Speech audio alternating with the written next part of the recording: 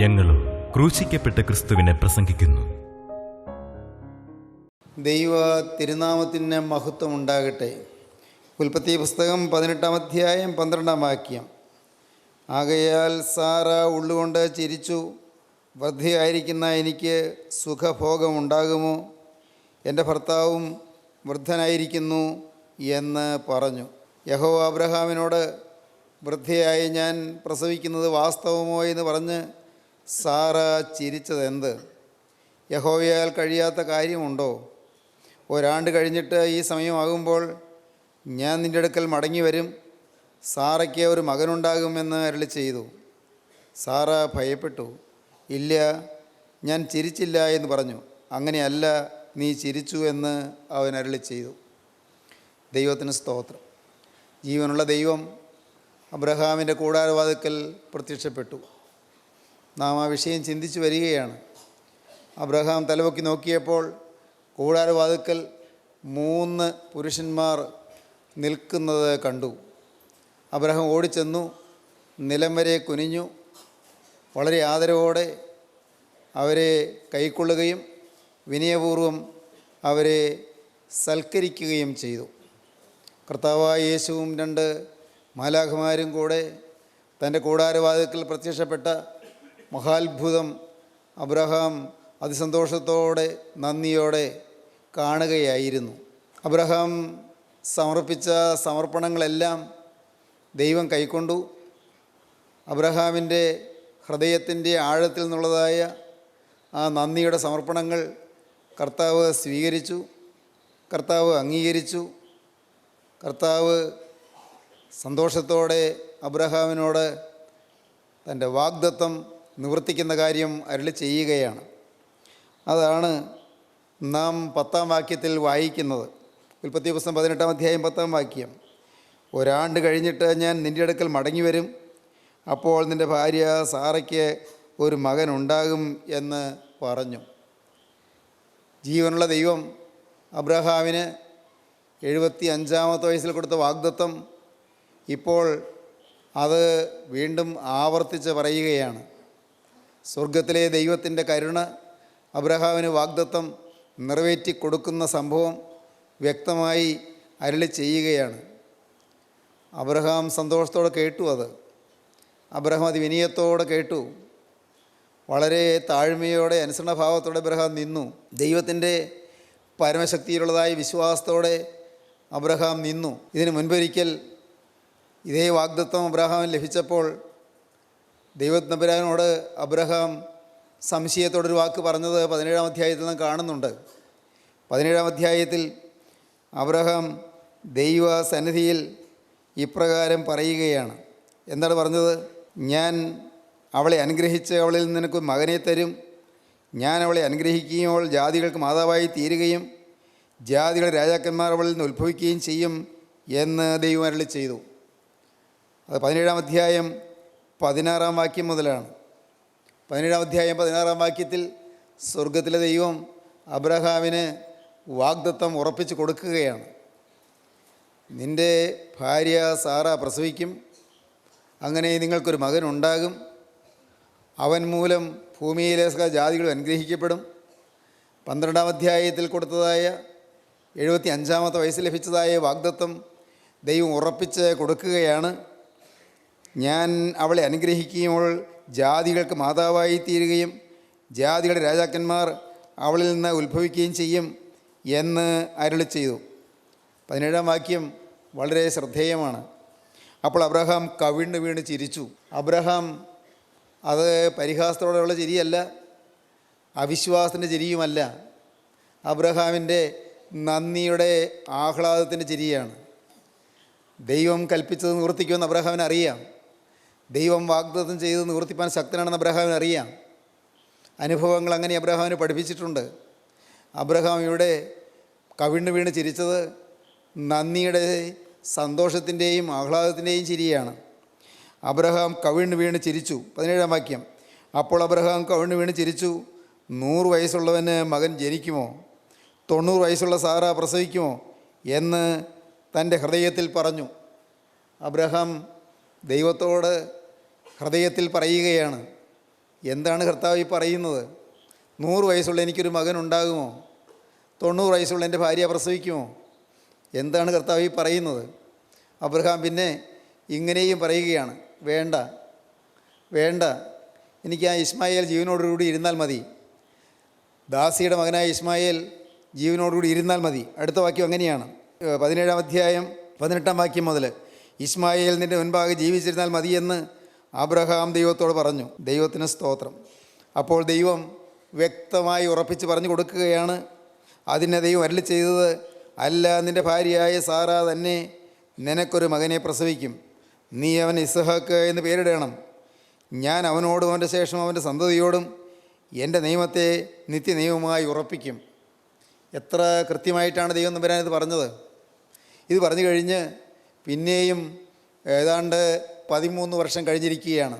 86-ാമത്തെ വയസ്സിൽ ദൈവം പ്രത്യക്ഷനായി നിനക്കൊരു മകൻ ഉണ്ടാകുമെന്നും അവൻ്റെ പേര് ഇസ്ഹാക്ക് എന്നാകുമെന്നും എല്ലാം മുൻകൂട്ടി പറഞ്ഞിട്ട് പിന്നെയും 13 വർഷം കഴിഞ്ഞു. അപ്പോഴാണ് ഈ കൂടാരവാതിക്കൽ ദൈവം തമ്പുരാൻ പ്രത്യക്ഷപ്പെടുന്നത്.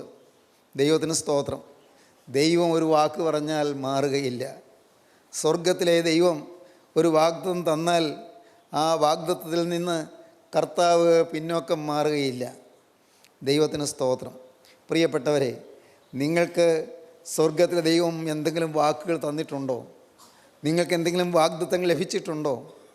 എന്തെങ്കിലും വാഗ്ദാനങ്ങൾ നിങ്ങൾ കിട്ടിയിട്ടുണ്ടോ? നിങ്ങൾ ആ വാഗ്ദാന വചനങ്ങളെ നിങ്ങൾ മുറുകെ പിടിക്കണം. വാഗ്ദത്ത വചനങ്ങളെ നിങ്ങൾ മുറുകെ പിടിച്ചുകൊണ്ട് നിങ്ങൾ പിന്നെയും പിന്നെയും പ്രാർത്ഥിക്കണം. എന്താണ് നിങ്ങൾക്ക് പ്രാർത്ഥിക്കാനുള്ളത്? നിൻ്റെ ദാസന് നിൻ്റെ ശക്തി തന്ന് നിൻ്റെ ദാസിയുടെ പുത്രനെ രക്ഷിക്കണമേ. എന്നെ പകയ്ക്കുന്നവർ കണ്ട് ലജ്ജിക്കേണ്ടതിന് നന്മയ്ക്കായി ഒരടയാളം എനിക്ക് തരണമേ. പ്രിയപ്പെട്ടവരെ, നിങ്ങൾ മുട്ടിപ്പോയി പ്രാർത്ഥിക്കണം. കർത്താവേ, നിൻ്റെ വചനം ഇങ്ങനെയുണ്ട്. നീ എന്നോട് നേരിട്ട് സംസാരിച്ചതാണ്. നിൻ്റെ വചനത്തിൽ നിന്ന് നീ മാറുകയില്ല. നീ വാഗ്ദത്തങ്ങളിൽ വിശ്വസ്തനാണ്. നീ എന്നോട് വാക്ക് പറഞ്ഞതാണ്. ഞാൻ പലപ്പോഴും മാറിയവനാണ്. ഞാൻ നിന്നോട് പറഞ്ഞ വാക്ക് ഞാൻ മാറിയിട്ടുണ്ട്. പക്ഷേ കർത്താവേ, നീ നിൻ്റെ വാക്ക് മാറുന്നവനല്ല. വാഗ്ദത്തങ്ങളിൽ വിശ്വസ്തനാണ്.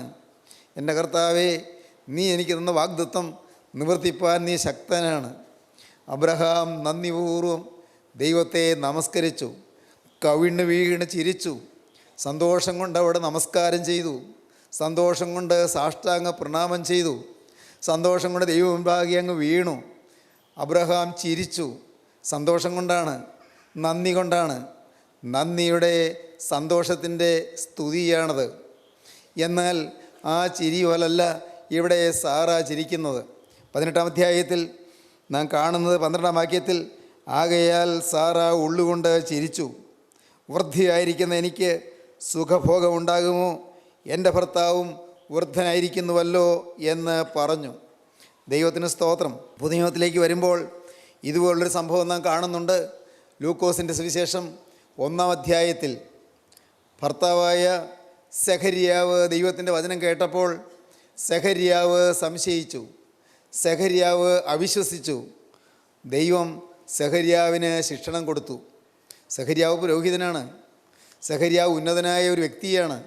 സെഖര്യാവ് ദൈവത്തിൻ്റെ സന്നിധിയിൽ ശുശ്രൂഷ ചെയ്യുന്ന അനുഗ്രഹീതനായ ഒരു ധന്യ വ്യക്തിയാണ്. പക്ഷേ ആ സെഖര്യാവ് അവിശ്വസിച്ചു പോയി. നാം വായിക്കുന്ന എങ്ങനെയാണ്? 1-ാം അധ്യായത്തിൻ്റെ 18-ാം വാക്യം, ലൂക്കോസ് 1:18. സെഖര്യാവ് ദൂതനോട്, ഇത് ഞാൻ എന്തോന്നിനാൽ അറിയും? ഞാൻ വൃദ്ധനും എൻ്റെ ഭാര്യ വയസ്സ് എന്നോളുമല്ലോ എന്ന് പറഞ്ഞു. ഇത് ഞാൻ എങ്ങനെ അറിയും? സെഖര്യാവിനൊരു മകനുണ്ടാകുമെന്ന് പറഞ്ഞ ആ ദൈവത്തിൻ്റെ ആത്മാവിൻ്റെ ശബ്ദം കേട്ടപ്പോൾ, ദൂതൻ സംസാരിച്ച വചനം കേട്ടപ്പോൾ സെഖര്യാവ് സംശയിച്ചു. സെഖര്യാവിന് അറിയാം എലിസബത്ത് മച്ചിയാണ് എന്ന്, വയസ്സ് എന്നവളായി എന്ന്, പ്രതീക്ഷയ്ക്ക് വകയില്ല എന്ന്, ആശയ്ക്ക് യാതൊരു സാധ്യതയുമില്ല എന്ന്. അതുകൊണ്ട് ദൈവത്തിൻ്റെ വചനം കേട്ടപ്പോൾ സെഖര്യാവ് ചോദിക്കുകയാണ്, ഇത് ഞാൻ എന്തോന്നിനാൽ അറിയും? ഞാൻ വൃദ്ധനും എൻ്റെ ഭാര്യ വയസ്സ് എന്നവളുമല്ലോ എന്ന് പറഞ്ഞു. ദൈവം തമ്പുരാൻ പറഞ്ഞു, തക്ക സമയത്ത് നിവൃത്തി വരുവാനുള്ള എൻ്റെ ഈ വാക്ക് വിശ്വസിക്കായകൊണ്ട് അത് സംഭവിക്കും വരെ നീ സംസാരിപ്പാൻ കഴിയാതെ മൗനമായിരിക്കുമെന്ന് ഉത്തരം പറഞ്ഞു. അവിശ്വാസം നിനക്ക് വന്നതുകൊണ്ട് നിനക്ക് അതിനുള്ളതായ ശിക്ഷ വരികയാണ്. നീ സംഭവിക്കുന്നത് നേരിട്ട് കണ്ടിട്ടേ നീ ഇനി സംസാരിക്കൂ. നീ മൗനമായിരിക്കും, നീ ഊമനായിരിക്കും. നിൻ്റെ സംസാരശേഷി നഷ്ടപ്പെട്ടു. ദൈവത്തോട് അവിശ്വാസത്തോടെ സംസാരിപ്പാൻ നീ ധൈര്യപ്പെട്ടുവല്ലോ. ദൈവത്തിൻ്റെ വചനത്തെ അവിശ്വസിക്കാൻ നീ ധൈര്യപ്പെട്ടുവല്ലോ. ഇനി നീ സംസാരിക്കേണ്ട. നേരിട്ട് കണ്ടിട്ട് നീ മിണ്ടിയാൽ മതി. ഇത് നേരിട്ട് നീ അനുഭവിച്ചിട്ട് നീ മിണ്ടിയാൽ മതി. ദൈവത്തിന് സ്തോത്രം. തക്ക സമയത്ത് നിവൃത്തി വരുവാനുള്ള എൻ്റെ ഈ വാക്ക് വിശ്വസിക്കായതുകൊണ്ട് അത് സംഭവിക്കും വരെ നീ സംസാരിപ്പാൻ കഴിയാതെ മൗനമായിരിക്കും എന്ന് പറഞ്ഞു. എന്നാൽ അതേ മാലാഖ തന്നെ, ഗബ്രിയേൽ ദൂതൻ തന്നെ കന്യമാതാവിനെ പ്രത്യക്ഷപ്പെട്ടു. മറിയാവിനെ പ്രത്യക്ഷപ്പെട്ടിട്ട് മറിയാവിനോട് പറഞ്ഞു, നീ ഗർഭം ധരിച്ച് ഒരു മകനെ പ്രസവിക്കും. അവന് യേശു എന്ന് പേർ വിളിക്കണം. അവൻ വലിയവനാകും, അത്യുന്നതൻ്റെ പുത്രൻ എന്ന് വിളിക്കപ്പെടും. ഗബ്രിയേൽ ദൂതൻ വന്ന് കന്യമറിയാവിൻ്റെ അടുക്കൽ വന്ന് നീ ഗർഭം ധരിച്ച് ഒരു മകനെ പ്രസവിക്കുമെന്ന് പറഞ്ഞപ്പോൾ കന്യമറിയാം അമ്പരന്ന് പോയി. കന്യമറിയാവിന് മനസ്സിലാകുന്നില്ല. പാവം അജ്ഞത കൊണ്ട്, അവിശ്വാസം കൊണ്ടല്ല, അറിവില്ലായ്മ കൊണ്ട് കന്യമറിയാം പറയുകയാണ്. 34 വാക്യം, 1:34, ഞാൻ പുരുഷനെ അറിയായികയാൽ ഇത് എങ്ങനെ സംഭവിക്കും എന്ന് പറഞ്ഞു. ഇതെങ്ങനെ സംഭവിക്കാനാണ്? ഞാനൊരു കന്യകയാണ്, പുരുഷ സ്പർശമേൽക്കാത്ത ഒരു കന്യകയാണ് ഞാൻ പുരുഷ സ്പർശമേൽക്കാത്തൊരു സ്ത്രീയാണ്. ഇതെങ്ങനെ സംഭവിക്കും? ഞാൻ പുരുഷനെ അറിയായികയാൽ ഇതെങ്ങനെ സംഭവിക്കുമെന്ന് പറഞ്ഞു. അപ്പോൾ മാലാഖ പറയുകയാണ്, പരിശുദ്ധാത്മാവ് നിൻ്റെ മേൽ വരും, അത്യുന്നതൻ്റെ ശക്തി നിൻ്റെ മേൽ എള്ളിടും. ആകയാൽ ഉത്ഭവിക്കുന്ന വിശുദ്ധ പ്രജ ദൈവപുത്രൻ എന്ന് വിളിക്കപ്പെടും. നിൻ്റെ ചാർച്ചക്കാരത്തി എലിശബത്തും വാർദ്ധക്യത്തിൽ ഒരു മകനെ ഗർഭം ധരിച്ചിരിക്കുന്നു. മച്ചി എന്ന് പറഞ്ഞു വന്നവൾക്ക് ഇത് 6-ാം മാസം. ദൈവത്തിന് ഒരു കാര്യവും അസാധ്യമല്ലല്ലോ എന്ന് ഉത്തരം പറഞ്ഞു. ദൈവത്തിന് ഒരു കാര്യവും അസാധ്യമല്ലല്ലോ എന്ന്. അജ്ഞത കൊണ്ടാണ് പാവം മറിയാം അങ്ങനെ പറഞ്ഞത്. അറിവില്ലായ്മ കൊണ്ടാണ് പറഞ്ഞത്. കാര്യജ്ഞാനമില്ലാത്തത് കൊണ്ടാണ് പറഞ്ഞത്. ഞാൻ പുരുഷനെ അറിയായാൽ ഇതെങ്ങനെ സംഭവിക്കും? എന്നാൽ മറിയാം അജ്ഞത കൊണ്ട് പറഞ്ഞെങ്കിൽ സഖരിയാവ് പറഞ്ഞത് അവിശ്വാസം കൊണ്ടാണ്. അവിശ്വാസത്തിന് ശിക്ഷ കിട്ടി, അജ്ഞതയ്ക്ക് ശിക്ഷയില്ല. ദൈവത്തിന് സ്തോത്രം. പ്രിയപ്പെട്ടവരെ, നിങ്ങൾക്ക് മനസ്സിലായോ? അവിശ്വാസത്തിന് ശിക്ഷയുണ്ട്, അജ്ഞതയ്ക്ക് ശിക്ഷയില്ല. അറിയാതെ സംഭവിച്ചു, അറിഞ്ഞില്ല, അറിയാതെയാണ് സംഭവിച്ചത്. ദൈവത്തിന് സ്തോത്രം. അറിവില്ലായ്മ കൊണ്ട്, കാര്യജ്ഞാനമില്ലായ്മ കൊണ്ട് അങ്ങനെ സംഭവിച്ചു പോയി. ദൈവത്തിന് സ്തോത്രം. അതുകൊണ്ടാണ് പിൽക്കാലത്ത് സെൻറ്റ് പോൾ പ്രസംഗിച്ചത്. സെൻറ്റ് പോൾ പ്രസംഗിച്ചു, അഥേനയിൽ ചെന്ന് പ്രസംഗിച്ചു, ആഥൻസിൽ ചെന്ന് പ്രസംഗിച്ചു, അറിയായ്മയുടെ കാലങ്ങളെ ദൈവം ലക്ഷ്യമാക്കുന്നില്ല, അറിവില്ലായ്മയുടെ കാലങ്ങളെ ദൈവം കണക്കാക്കുന്നില്ല. അറിയായ്മയുടെ കാലങ്ങളെ ദൈവം ലക്ഷ്യമാക്കാതെ ഇപ്പോൾ എല്ലായിടത്തും എല്ലാവരും മാനസാന്തരപ്പെടണമെന്ന് ദൈവം മനുഷ്യരോട് കൽപ്പിക്കുന്നു. എല്ലായിടത്തും എല്ലാവരും മാനസാന്തരപ്പെടണം. അറിവില്ലായ്മയുടെ കാലങ്ങളെ ദൈവം കണക്കാക്കുകയില്ല.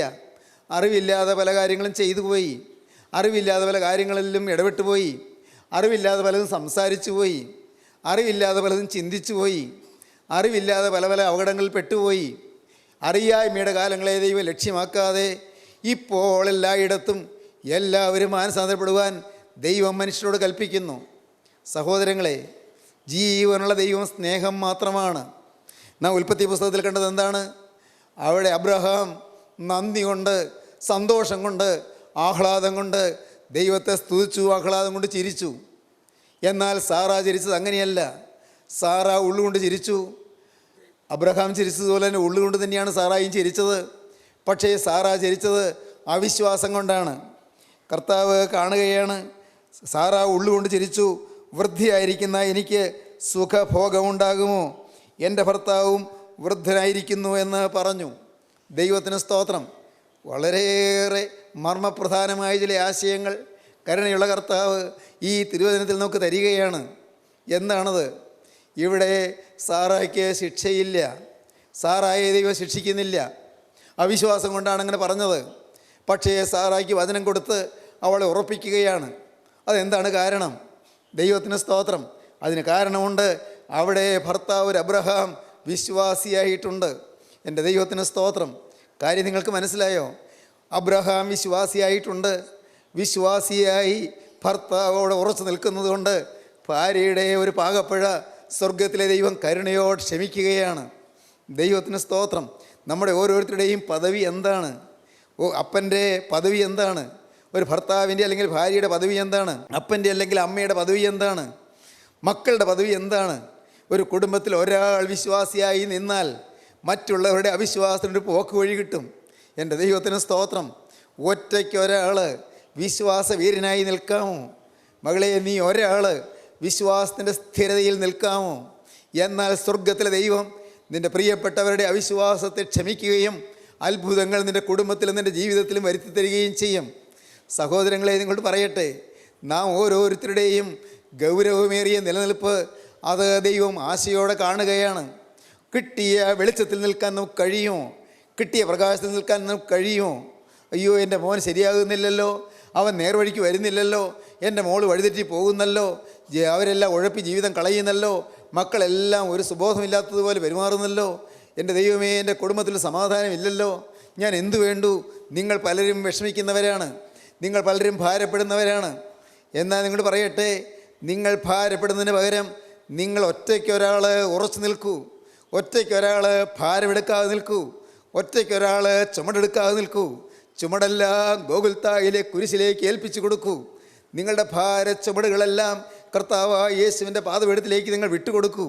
അവിടെ നിങ്ങൾ അർപ്പണം ചെയ്തിട്ട് നിങ്ങൾ ദൈവത്തെ സ്തുതിക്കൂ. കർത്താവേ, ഈ പ്രശ്നങ്ങൾ എൻ്റെ കുടുംബത്തിൽ വന്നിരിക്കുന്നതിന് എൻ്റെ കർത്താവേ, അതിൽ കൂടി നന്മ എന്താണെന്ന് എനിക്കിപ്പോൾ മനസ്സിലാകുന്നില്ല. എന്നെ നീ കഴുകണമേ, എന്നെ നീ ശുദ്ധീകരിക്കണമേ, ഇനിയും എന്നെ രൂപാന്തരപ്പെടുത്തണമേ എന്ന് നിങ്ങൾ പ്രാർത്ഥിക്കണം. എൻ്റെ കർത്താവേ, എൻ്റെ ഭാര്യ വിശ്വാസിയല്ല, എൻ്റെ ദൈവമേ, അതിൽ കൂടി ഞാൻ ഭാര്യയുടെ കുറ്റം കാണുകയല്ല, ഞാൻ എൻ്റെ കുറ്റം എന്താണെന്ന് കണ്ടുപിടിക്കുകയാണ്. എനിക്ക് തിരുത്താൻ എന്തുണ്ട് എന്ന് ഞാൻ നോക്കുകയാണ്. കർത്താവേ, ഇനിയും നീ എന്നെ കഴുകണമേ, എൻ്റെ കോപശീലം മാറ്റി തരണമേ, എൻ്റെ വാശിയും പിണക്കവും മാറ്റി തരണമേ, എൻ്റെ വൈരാഗ്യ സ്വഭാവവും മാറ്റി തരണമേ, എൻ്റെ കടുംപിടുത്തവും ദുശാഠ്യവും മാറ്റി തരണമേ. എൻ്റെ കർത്താവേ, എൻ്റെ ഹൃദയത്തിൽ ഇന്നുള്ളതായ ലോകസ്നേഹം മാറ്റി തരണമേ. ഞാൻ ഇനിയും രൂപാന്തരപ്പെടേണ്ടിയിരിക്കുന്നു. ഞാൻ രൂപാന്തരപ്പെടാതെ എൻ്റെ ഭാര്യയിൽ മാറ്റം വരികയില്ല. ഞാൻ രൂപാന്തരപ്പെടാതെ എൻ്റെ ഭർത്താവിൽ സ്വഭാവവ്യതിയാനം വരികയില്ല. കർത്താവേ, എന്നെ നീ രൂപാന്തരപ്പെടുത്തണമേ. ഞാനൊരാൾ മാറാതെ എൻ്റെ മക്കൾക്ക് ഇനിയും മാറ്റം വരികയില്ല. നിങ്ങൾ ദൈവസന്നിധിയിലിരുന്ന് നിങ്ങൾ ഉപവാസത്തോടിരുന്ന് പ്രാർത്ഥിക്കണം.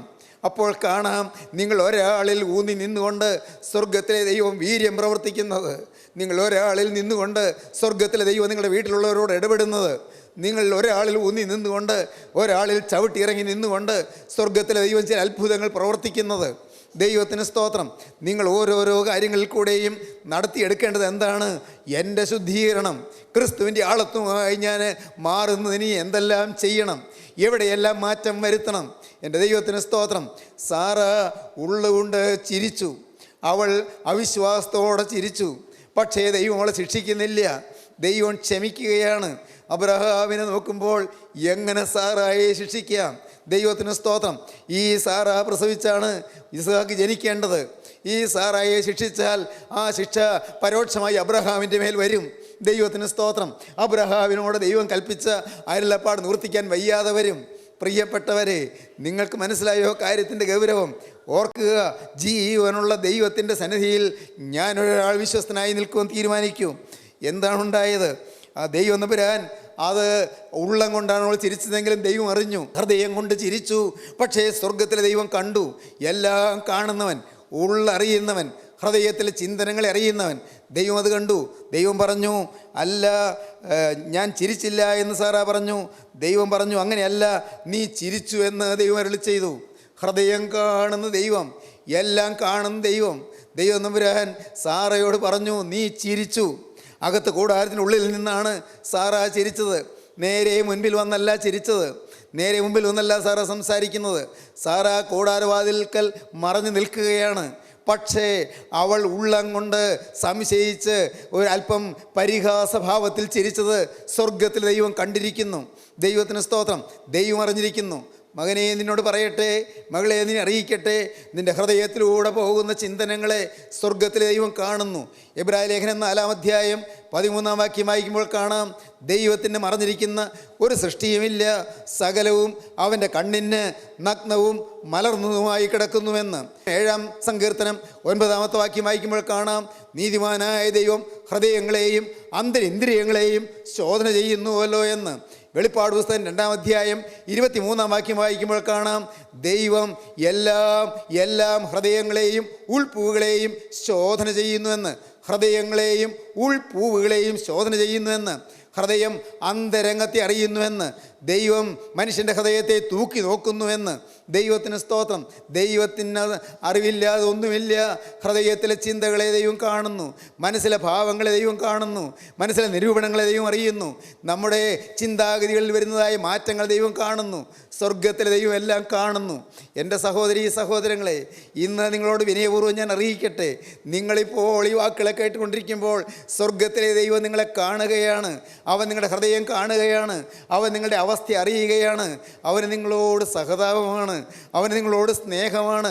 അവൻ നിങ്ങളുടെ ബലഹീനതകളിൽ സഹതാപം കാണിപ്പാൻ കഴിയാത്തവനല്ല.